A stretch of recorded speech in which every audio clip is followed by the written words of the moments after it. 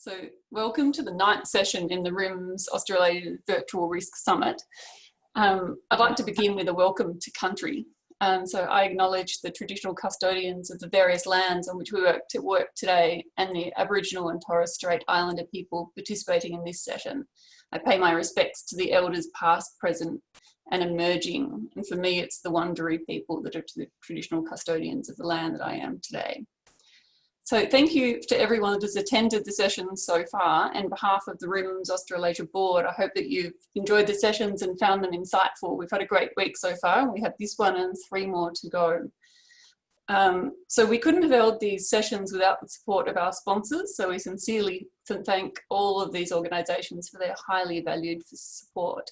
In particular for this session, I'd like to thank Swiss Re Corporate Solutions for sponsoring this session and indeed giving us one of our key speakers. Strategic Risk is also our media partner for the event, and we encourage you to access their blog and articles that they're updating daily. Just a bit of housekeeping from me before we start the session.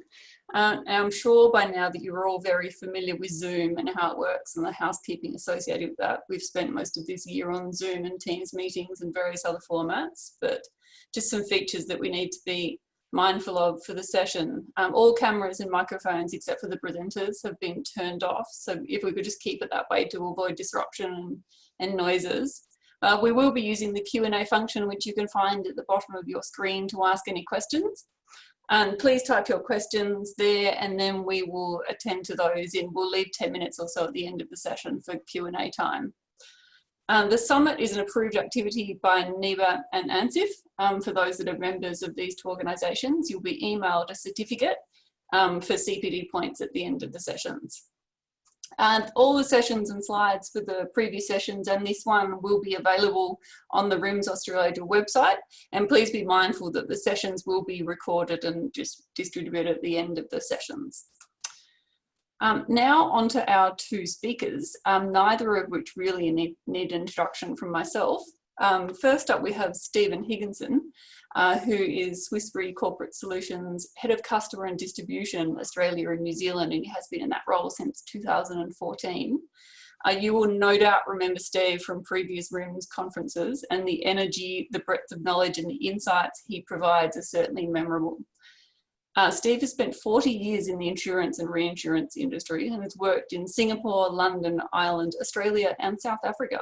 Now based in Melbourne, Steve joined Swiss Re Corporate Solutions in 2013 and is now responsible for major client management, sales, distribution and broker relationship management, and for the implementation of the company's development strategy in Australia and New Zealand. And our second speaker also needs no introduction. It is Jason Betts, who is a partner at Herbert Smith Freehills based in the Sydney office. Jason is widely regarded as one of Australia's leading class action, corporate regulatory and product liability specialists. He has over 20 years of litigation experience and has defended some of the largest class action litigation, particularly shareholder claims, regulatory investigations and prosecutions, and corporate distress liability issues in the Australian market.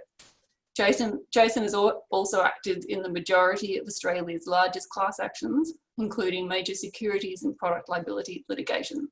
He led the defence of one of Australia's largest ever product liability class action trials and acted for the defendant in the seminal Australian decision on third-party litigation funding in Australia, which is of course the Foster decision. The list of clients on Jason's profile certainly reads as a who's who of the Australian corporate world. So we have 2 speakers who are very well placed to discuss the topic today, which has the interesting name of Phronesis, the art of the possible.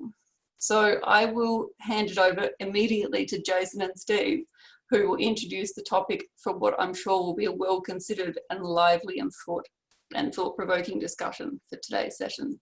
Thank you, Steve and Jason. Katie, thank you very much indeed. Willkommen and bienvenue, welcome. For those of you not of my vintage, that's the opening line in the opening song of the musical Cabaret, sung by Joel Grey. Why, I hear you ask, did he open with this line? Well, we are live and we intend to entertain you. And in my various interactions with Jason, he has shown his skills to be broader than his CV by far. All singing and all dancing, you could say. Jason brings insight on a wide scale, knowledge across a plethora of subjects, and an innate inquisitiveness, which makes him a very interesting bloke, notwithstanding and indeed in spite of his love of Porsches. So, ladies and gentlemen, we're going to set off on a journey through the broad influences of COVID-19 on life as we know it, warts and all. Aristotle defined phronesis as practical wisdom, or the art of the possible. And being a journey, we have a beginning, we have a middle, but today we're not going to have an end, rather a way forward. So let's kick off with a start off at 10 in our journey towards practical wisdom. Jason, which new developments have you observed in the risk space as a result of the present pandemic? Especially, how has our behavior changed, including online, as a result of the enforced work from home requirements? Thanks for that colourful introduction, Stephen. I appreciate it. Look, it's a difficult time, isn't it, for everyone grappling with the pandemic. And I think the message that we want to leave you today with is as much about the opportunities arising as we move out of the pandemic as it is about, you know, a real world understanding of the difficulties, particularly for corporate Australia, that the pandemic's creating. My particular bias and focus is within the corporate governance, regulatory and class action space, but it's a much bigger issue. And I'm a humble lawyer, I don't have all the answers, but I did want to point to a few of the themes that I'm seeing emerging. And let me start in response to your question, Steve, which is new developments. I wanted to just touch on two. And the first, I have a slide on the next slide that just illustrates some statistics around the first theme, which is working from home. Look, this is perhaps the most obvious and significant change that we've seen across global economies, and ours is not an exception. My own firm recently announced a move to 60% time from home when we emerge out of the, 60% time in the office, 40% of time at home when we emerge out of the pandemic. And that's because we anticipate a reasonably permanent shift in the way that Australian organisations do business. And we're not on our own in that regard. There are statistics which show that between April and May this year, close to a third of all working Australians were working from home. And in some industries that was much higher. It was almost 60% in what you might call the finance and insurance sectors. And it also varied from state to state territory. So Canberra was the highest, 48% of Canberrians were working from home. Sydney had 40, Melbourne had 39. Things may have changed in that regard in recent weeks. This is having some major impacts on risk, but also on operational challenges for Australian organisations. I wanted to mention two quickly. The first is perhaps a little bit unnatural for a lawyer to talk about, but it affects all businesses, including the legal profession. It is much more difficult to oversee cultural change in this environment. And we're in a period of intense cultural change. The Royal Commission into the financial institution was an example of a major legal event that instigated significant cultural changes within that sector. That's just one example of 6 or 7 major events in 2020, some social, some corporate, which have promulgated change in that regard. You might remember that the final report emerging out of some of the work that APRA conducted in 2018, a couple of years ago now, talked about cultural change as being something that would occupy corporate Australia in the next 5 years or so. And the recommendations for APRA included things like cultural change within corporate Australia needs to move from, and it's ironic given what we're now dealing with, move from a reactive and a complacent place to a best practice challenge-based place. And that's the endeavour that most of corporate Australia is involved in now. Much harder when we're having to do that with our workforces remotely. There are a number of common themes emerging out of what corporate Australia is dealing with in that space at the moment. one theme is that culture probably, particularly in the time of a pandemic, really isn't properly understood yet, and therefore we may not be as a business sector yet reinforcing the kinds of behaviours that are going to be necessary for resilience following the pandemic. One of the recommendations of the Royal Commission, just to continue with that example, was that financial services entities should, as reasonably often as they can, assess their culture and their governance, identify problems, deal with these proactively, and determine whether changes need to be made and whether changes that have been made have been effective. And so working from home creates all sorts of problems in that space. Assessing and monitoring the culture, much more difficult because you're not there face to face.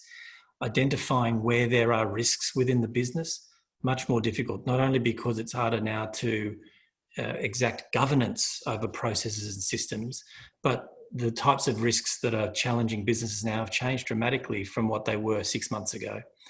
And implementing changes and assessing whether they're successful or not is also a crapshoot, because the way that we normally react to and change as a response to governance stimuli can't be measured in the usual way. There's still possible to effectively implement corporate change, of course, and cultural change, of course, but it requires those themes that most Australian organisations have been grappling with, particularly following the Royal Commission. Leadership needing to be proactive and taking responsibility for culture as a business enterprise almost, and that requires clear communication, clear expectations. New channels of communication are opening up. We mostly talk virtually now. And so email, video, we need to create safely virtual spaces for the workforce to interact. And there needs to be a far greater balance between accountability and collaboration. All things much harder to do when we're trying to deal with things in a virtual way. So that's the work from home piece. The one other piece I wanted to touch on, Steve, I know this is a long answer to a very good question, is the move, and my next slide deals with that, is the move to online commerce. Obviously, that's been hastened in the current circumstances. We don't have physical stores as much as we used to now, and we're not allowed to operate in the same way that we used to, particularly in some states. It's very interesting stats in this space. A recent report by Australia Post into Australian online shopping said that something like 5.2 million households shopped online in April, and that's a 31% increase when compared to the average in 2019. In some areas, we're seeing online goods spend grow by 95% year on year compared to the same month. So initially, we saw the focus in online commerce on the essentials, the panic buying things, the groceries, the hygiene products, etc. It's become much more sophisticated now, and online shopping's grown into all areas at much higher levels than it used to be. Three things to bear in mind very quickly to finish the answer in the online shopping space. One, we'll talk about, I'm sure, much later. Cybersecurity has always been a big issue. It's a much bigger issue now than it used to be. Is the online security and the new infrastructure of corporate Australia sufficient for the pandemic and post-pandemic?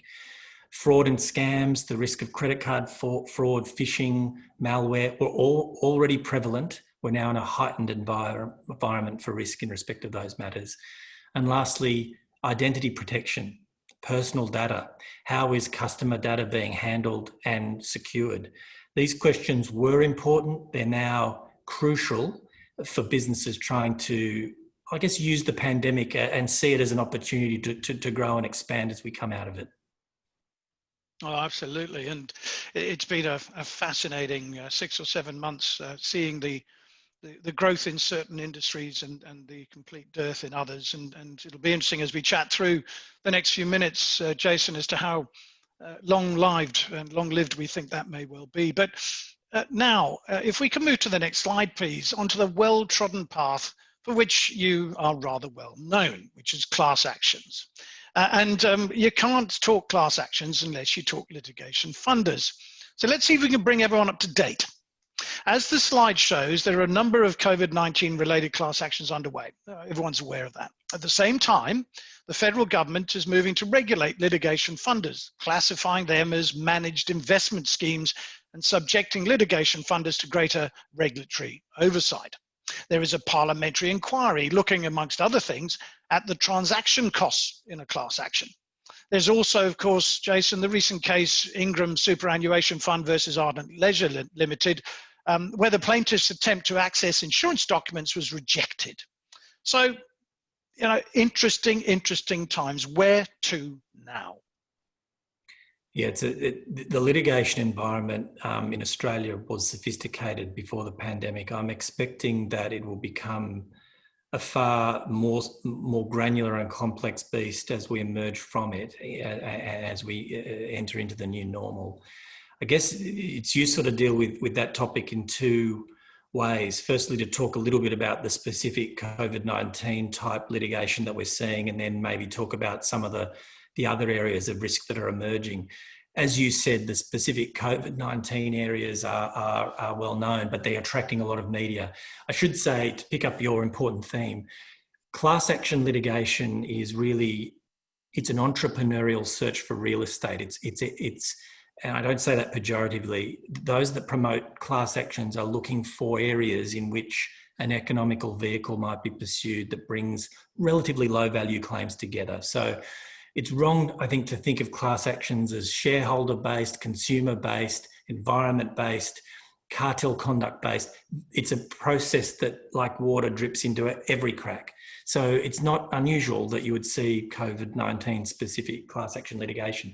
We are in our market. We're seeing, very famously, everyone's aware of the Ruby Princess class action. Shine lawyers brought that class action to the federal court against the cruise operators regarding the outbreak. Essentially, it's a negligence type claim that the owners and the operators knew the risks before the ship left and failed to take steps to address adequately the safety of passengers.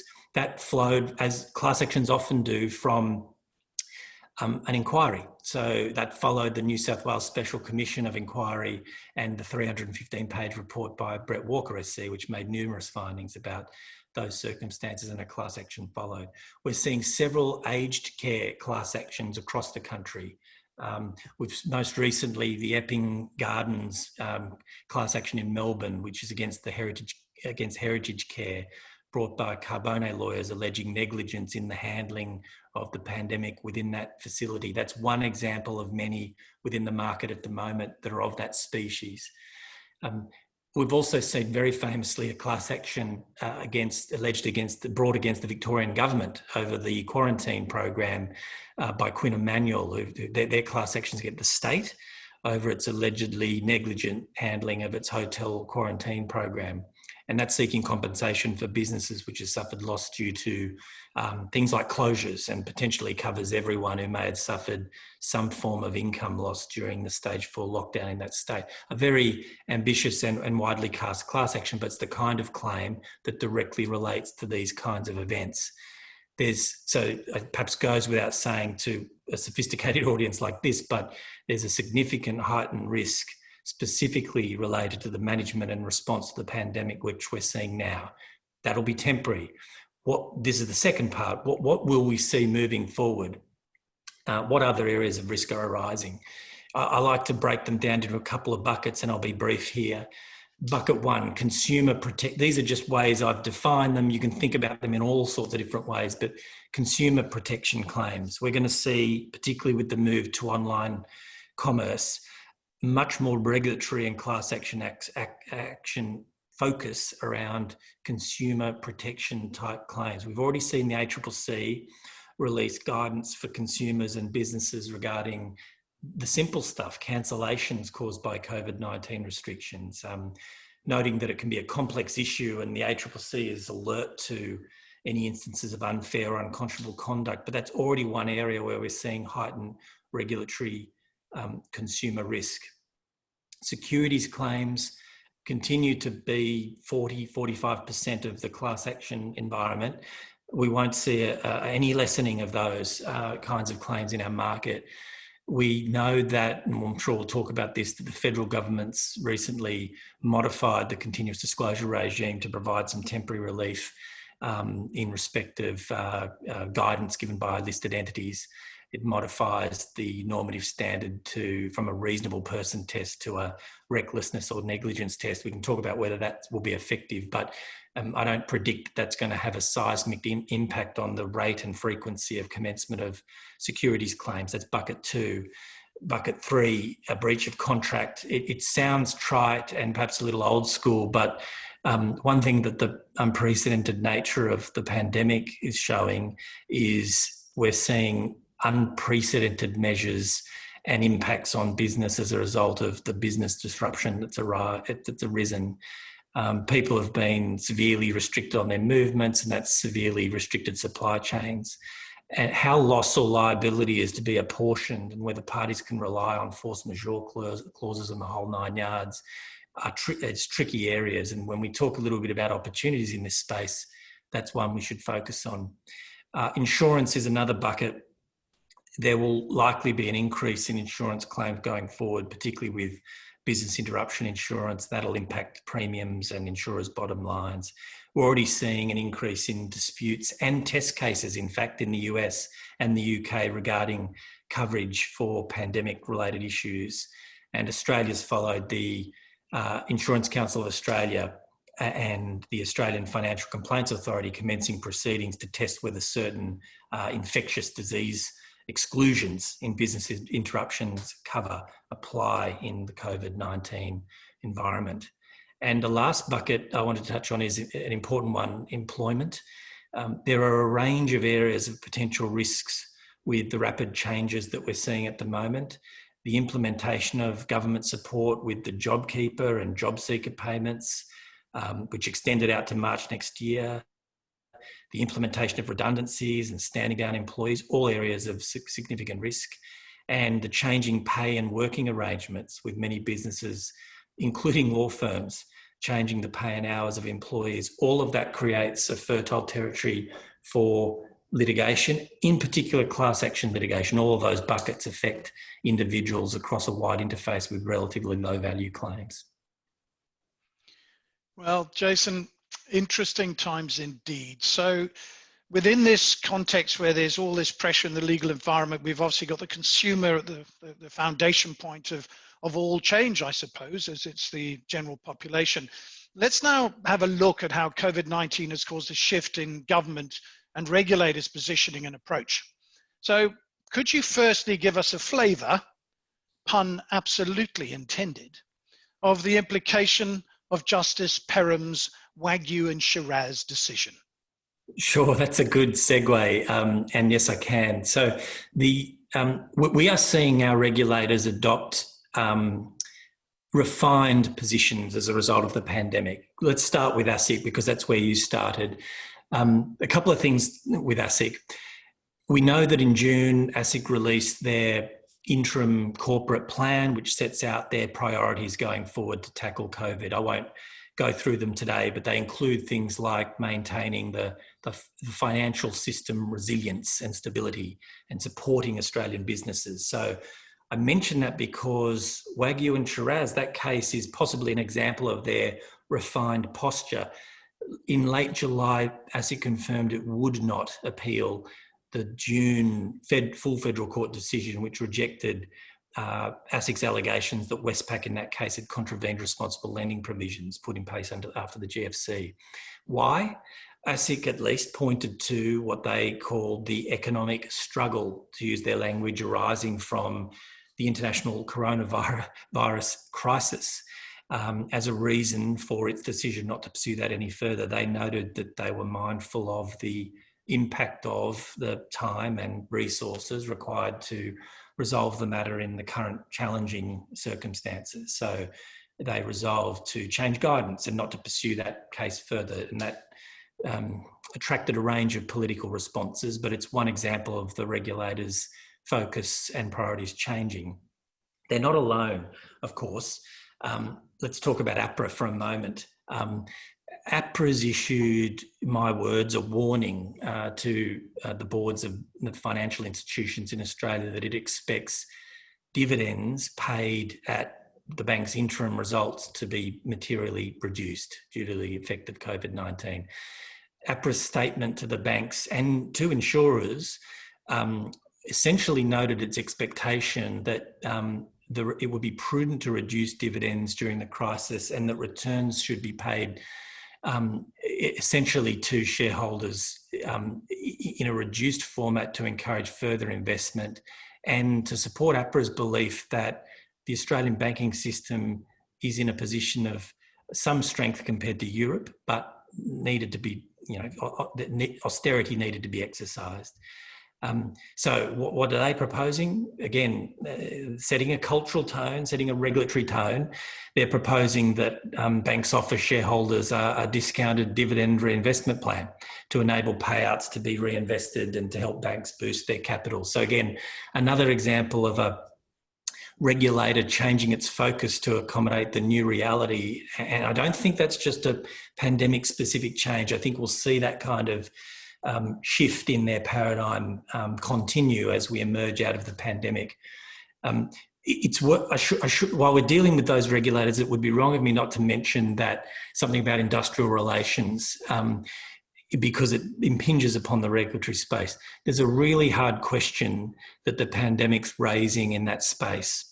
And it's a question that's really being posed to the general public, which is whether industrial relations reform will offer a solution to the massive decline in jobs and work opportunities sparked by the pandemic, or lead to a path for greater productivity. And we've seen Prime Minister Morrison note that, at least in his view, the current industrial relations system isn't fit for purpose, given the job challenges that we're experiencing. We've also seen the Minister for Industrial Relations create something of a think tank to explore questions like award simplification and enterprise agreement making and casual and fixed term employees. That's an area that, from a regulatory and general risk perspective, is going to get a lot more attention in the months to come. Two more quick ones under this heading. One is company disclosure. We've seen, and we mentioned earlier in our interaction, a change in the posture of ASIC, at least in an interim basis, to continuous disclosure.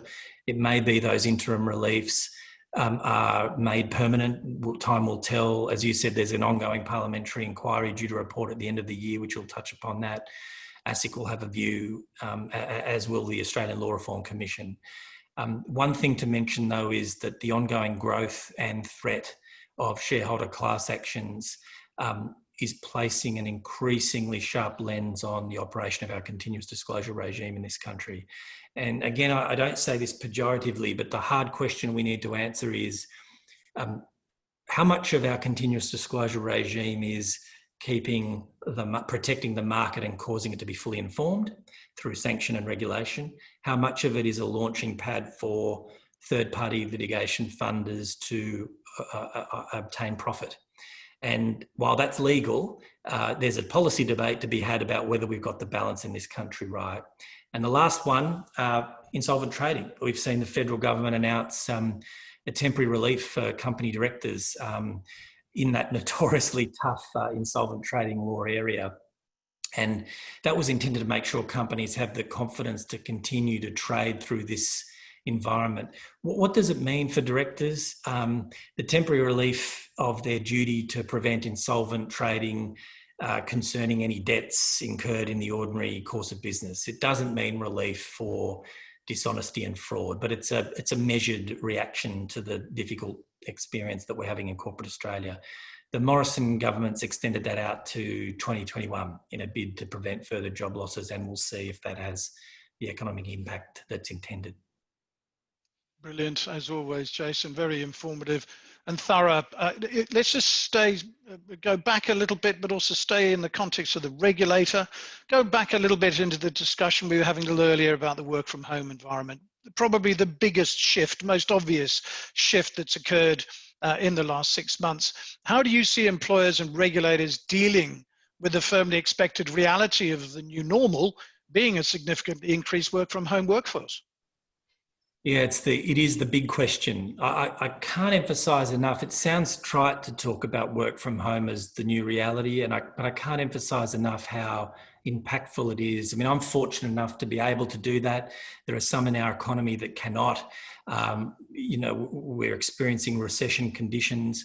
How is the economy going to adjust to this new normal workforce? And I think the challenges are perhaps obvious, but they're important to summarise. One is technological. Have we got the adequate technology available for our workforce? And I'm talking about the simple stuff, the smartphones, the video conferencing like Zoom, the Microsoft Teams, the Skypes. Have we got enough digital economy to accommodate that? And are we investing in the premium global licensing that's necessary to make all of that work? Because without that, the economy can't function. There's more subtle things that are creeping into the new normal that are also worth noting, and perhaps not for a lawyer necessary to diagnose, but things like cultural things like avoiding unconscious bias. That's much hard. We've moved into a heightened phase of social awareness around those issues. No more important perhaps than in the legal community, but it's Australia-wide, it's global. How do you avoid assigning work product tasks, workflow to those that you are more accustomed to? How do you avoid assuming that if you can't see your workers, they're not working? How do you rethink the value of being face-to-face with workers? How do you increase the priority and importance of video calls? How do you create an environment for people to collaborate? Related to that, creating healthy work practices. I think we've all experienced how difficult it is to divide up the days and weeks when you're working from home. Everything blends into one. Encouraging the simple stuff again, encouraging breaks, limiting work hours past the normal amounts, finding balance in the ordinary day, very challenging in this new normal, as is becoming goal focused. You know, my experience with most financial institutions, for example, is they've got a very key eye, not only to the culture piece, but to the value piece, just delivering goals to their stakeholders, their customers. Productivity driven by goals and objectives is crucial. How do you do that with a staff that's largely virtual? These are really tough, but there's even harder questions, I think, again, sticking with that regulatory piece. We're going to have a new form of regulation in this country, or at least an enhanced form of what's always been a form of regulation, digital regulation. We know that the government will continue the ongoing effort to ensure Australia has the right regulatory environment to enable us not only be digital ready in this new time, but legislation to be digital ready. And this is challenging. Designing a fit for purpose regulatory regime that's focused on digitisation creates a lot of opportunities, but a lot of challenges. There's a huge amount of uncertainty associated with how you get these transformative technologies to operate appropriately in the COVID world. A couple of things I'd mentioned under that space. There's going to need to be greater cooperation between governments and other sorts of financial and regulatory institutions across jurisdictions to share data safely and to implement the machine learning that's necessary to get the full value out of the digital economy that we need to work in. Digital service standards can greatly assist agencies to adopt a common approach. So there's one advantage out of moving to this online platform that might benefit all who engage with different agencies because we're able to do so in a common or uniform way. But digitising regulations has bedeviled governments past and present. Digital regulations do have the potential to reduce greatly the cost of compliance with regulation in some areas. But the challenge there is reducing the costs of collecting and disseminating information and finding a way to keep consumers better informed so that these regulations actually work. All of this is incredibly challenging in the current space, the new normal, as you've called it. No, absolutely. And it was interesting, Jason. And for those ladies and gentlemen, those who haven't listened in on this, here's a tip. I, just the other day, listened to a little podcast called This Week in Class Actions. And it's our good friend, Mr. Betts, with his colleague, Christine Tran. And on this particular occasion, they had a guest, Melissa Gladstone-Joyce. Why do I mention this? Not apart from promoting Mr. Betts, of course, which I'm very happy to do. It's because Christine was actually giving some thoughts about the 3 particular challenges that she believed that we needed to face in this new virtual world of ours, this new normal. She said, you've got to find a way to replace the benefits of body language, which is so important in communication and engagement. She said you have to find a way to replicate those unexpected encounters, the corridor conversations, which can be so valuable in learning and particularly in creating relationships. And third, but by no means least, she said you need to get to know each other in a more human way, which I thought was a beautiful expression. And indeed, I had a little chuckle, Jason, when she said, such as, for example, the little game of 2 truths and a lie. And I thought that's probably something that most people could pick up on because they'll learn an awful lot about each other. But I mentioned that because you started to talk about digital, but we're also really haven't finished on this work from home environment because it brings many and varied challenges, not the least of which, of course, is cybercrime and data security, which together with fraud, internal and external, will need very careful management, improved systems, and as you've said so strongly previously, a changed corporate culture. So just a little bit more, if you would, Jason, on how do you see things going? How disruptive do you think the new normal will actually be?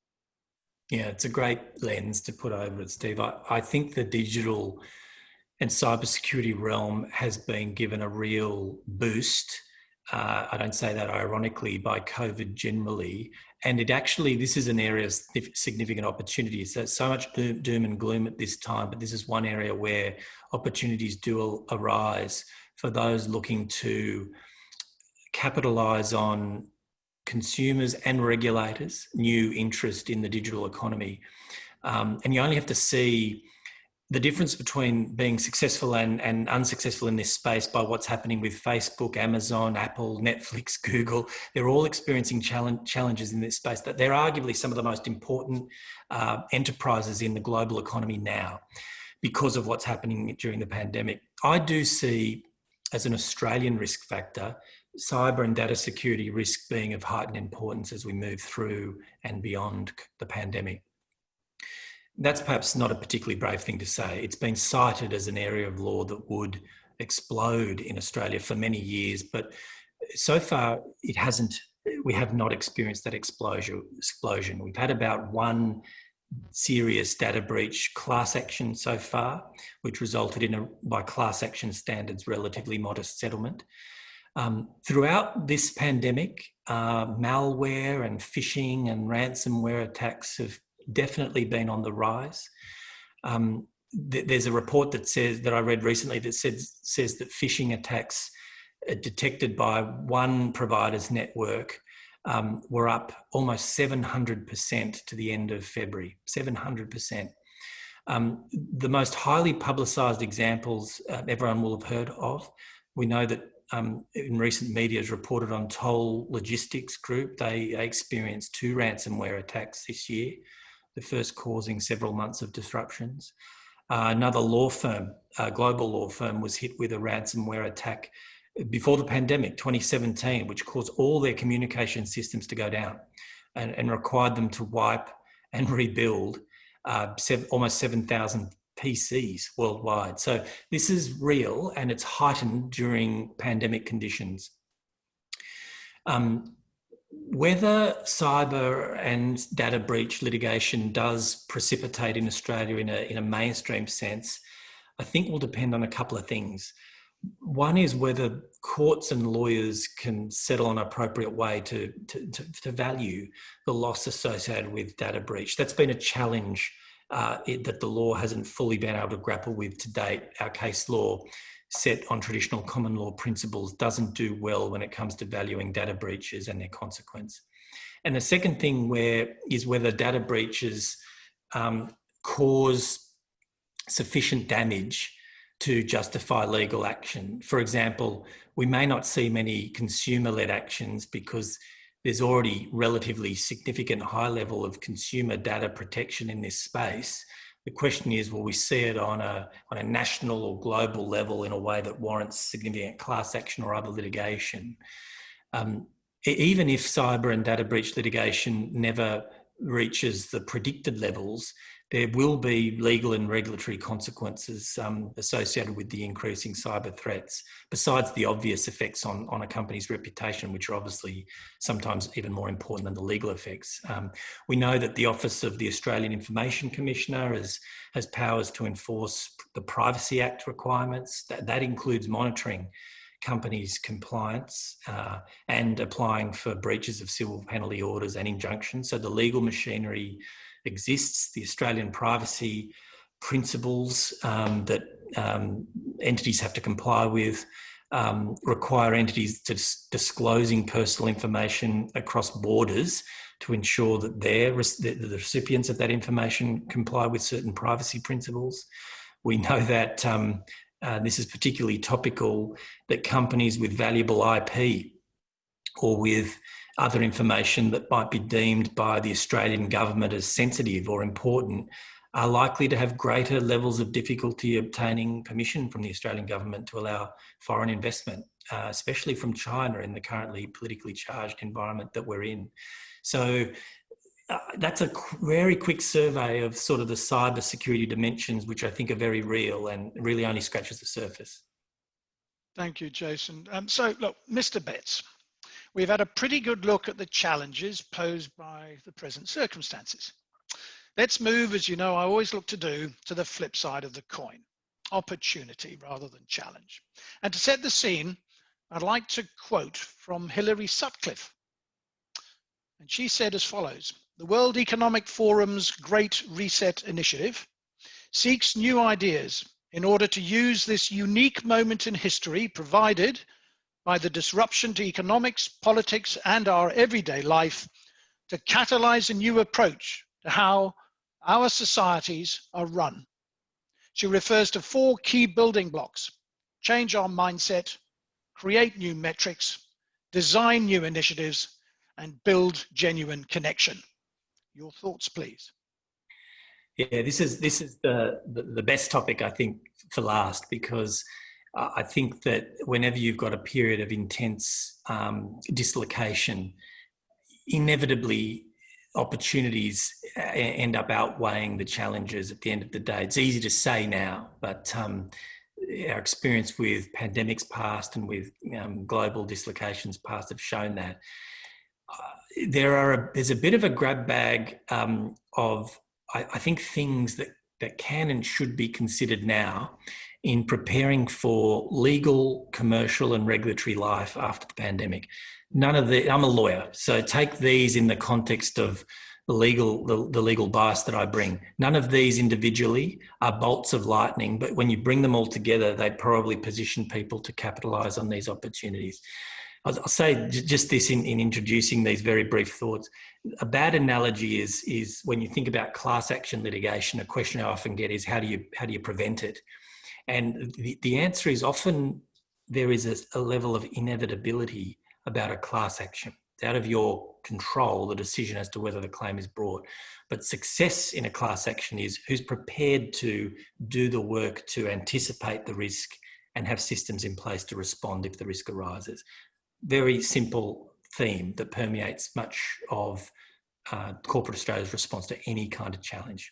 So, emerging from the pandemic, what are some of the things to be thinking about and preparing for now? Starting from some very basic and granular ones. One, reviewing all of your material contracts that can be impacted by the current circumstances, and specifically considering those boring but important things like indemnity provisions, force majeure provisions, all of the representations and warranties, refunds, cancellation, events of default, insurance, notice, all of that stuff. A full contract review, if that's relevant to your business, is critical and not done enough. Next, second, review and update where necessary all of your customer service policies and ensure your employees are responding to customer complaints consistently and in a uniform manner. This is also a trigger for class action risk when this is done poorly. Part of this is considering whether you need to strengthen the organisation's customer service policies to get ahead of anticipated disputes arising out of the pandemic. That's 2. 3, we've touched on this, but all organisations need to make sure they've got an appropriate cybersecurity plan that's up to date and responsive to the additional security threats that we've been talking about today, including the remote working environment that we're in. 4, monitoring the whole of the business and its risk framework frequently in the rapidly changing environments. The things that we talk about in this presentation will start to be stale in a matter of 3 or 4 weeks. That's how fast the regulatory environment is moving. That 4th bucket involves carefully considering all of the things that you say as a business that are look forward statements, and consider whether it may be necessary to revise or to withdraw such statements as we emerge out of the pandemic. A good example is that most Australian listed entities have withdrawn their earnings guidance or equivalent in the current environment because giving effective guidance is impossible. Next, a very careful planning of the reopening stage. It'll come, and that'll involve streamlining our processes to ensure that we're working in the new digital economy. Liberal work from home options, health and safety requirements need to accommodate that environment, all of which get transformed as workplaces move to home. Next, and possibly the most important, and this is where lawyers can assist proactively as opposed to just in the context of litigation, a very careful internal risk analysis, implementing measures that curb the core risk areas of the business, and that involves a pre-litigation strategy. So if you're a listed entity, working out where you might have disclosure issues associated with the cost of transitioning into a post-COVID environment, and making sure those disclosures have been made in a timely fashion.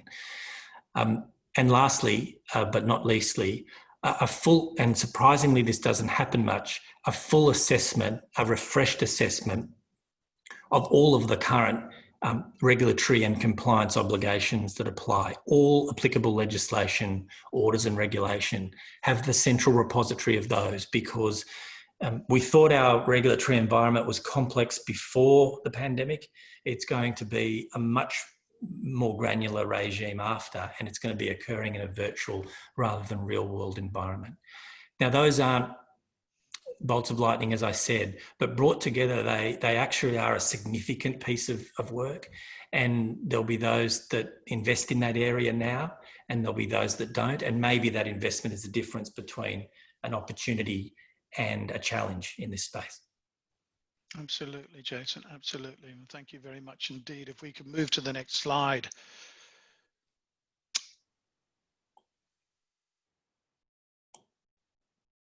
Just design new incentives and build a genuine connection. These are the important building blocks which can make the Great Reset, the transformation our generation can look back on with pride and probably amazement.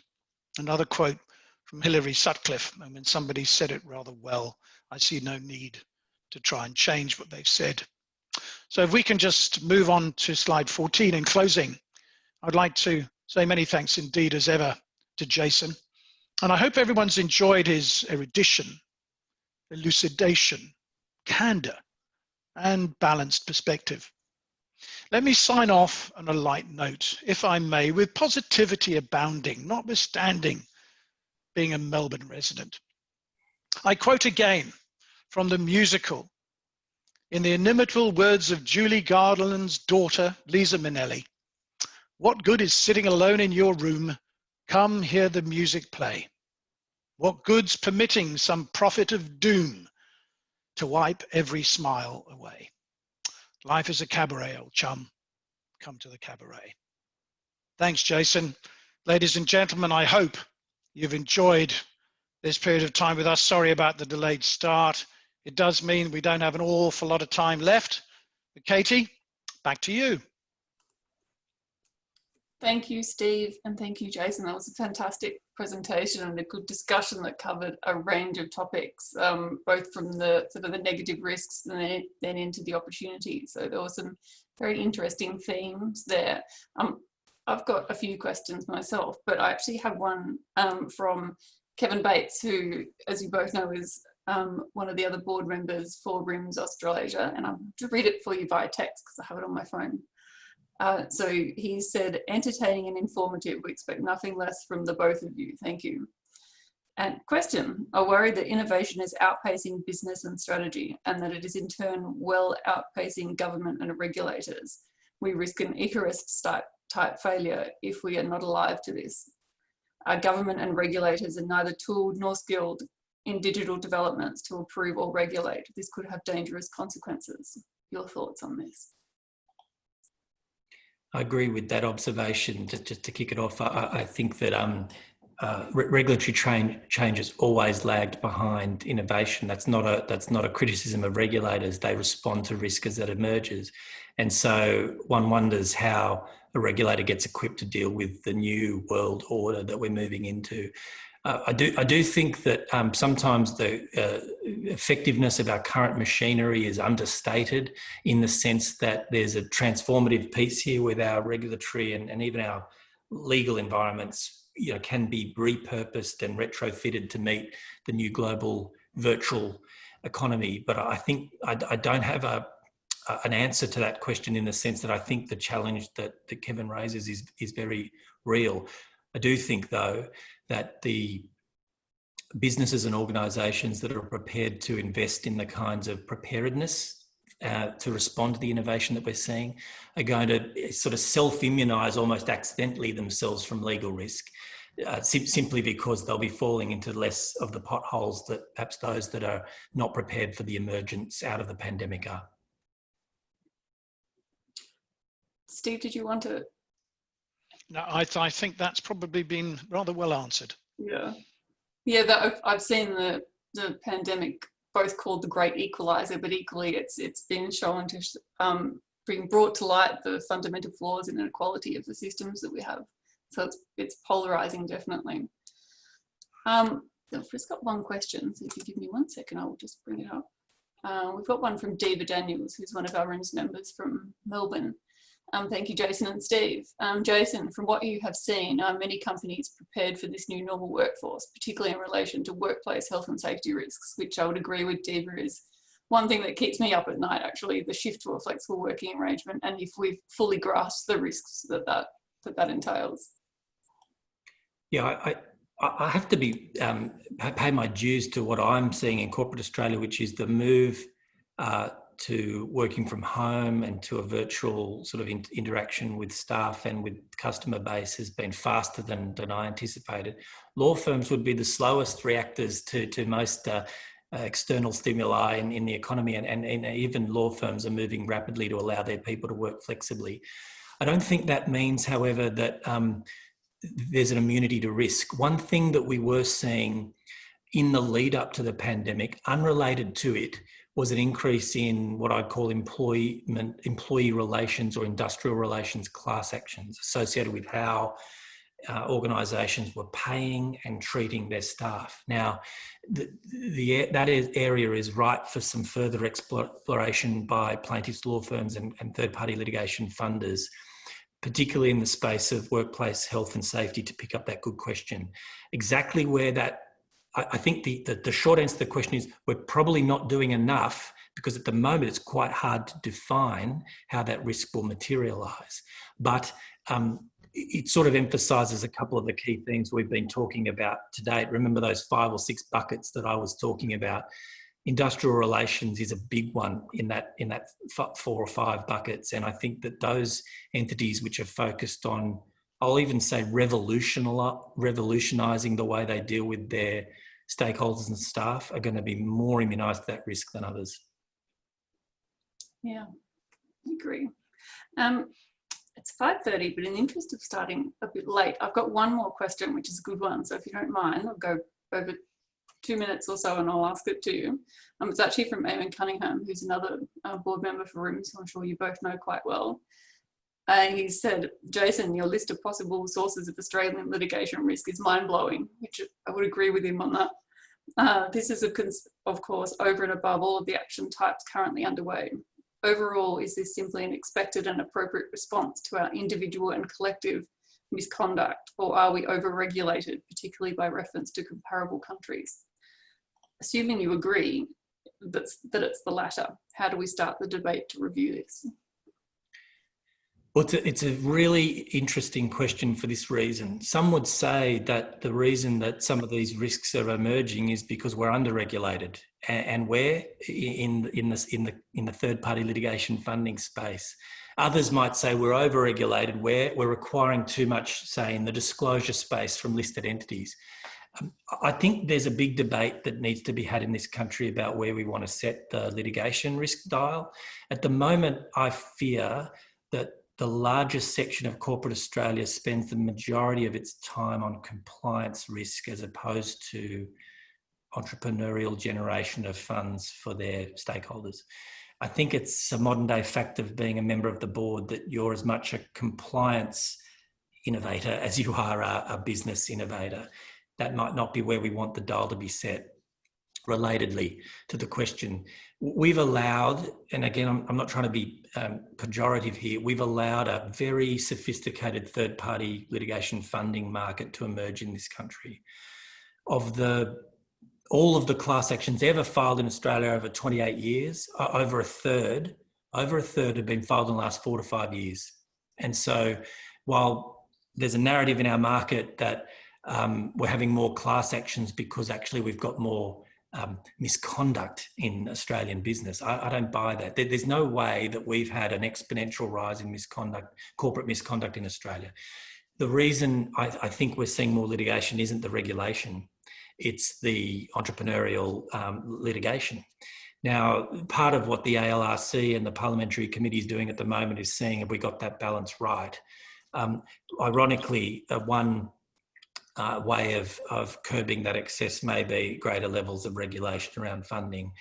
I do think that there's an inevitability to not more regulation, but a more active regulator post the Royal Commission, tempered by what Steve and I were discussing about maybe they've at least got an interim focus on less litigation around areas that are seen as mission critical for the Australian economy. But we're going to see a more active regulator, without regulation, an increased level of litigation funding, and therefore that smorgasbord I gave of litigation risk, without overstating it, is probably pretty close to real world. Thank you. I think we're going to have to leave it there. I mean, we could talk all evening, I think, on this topic, but we might have to leave it there as we're a few minutes over. But thank you both for a great session.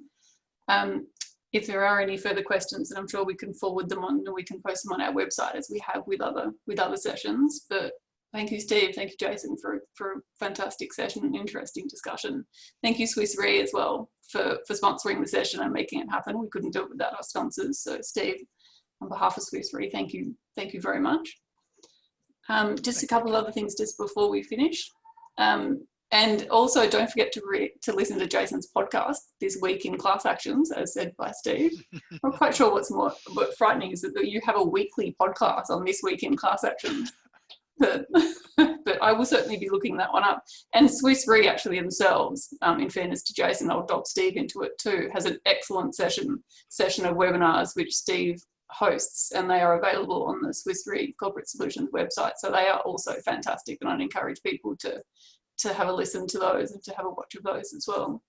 So thank you to our participants for attending. We have 3 more sessions tomorrow as well. You can use the same login details if you'd like to log into the 3 sessions tomorrow. We've got one in the morning on the insurance market and COVID-19. And then we have our ever popular CEO panel as our midday session. And then we have a session on sustainability and climate risk in the afternoon. But thank you again, Jason and Steve. And thank you everyone for attending.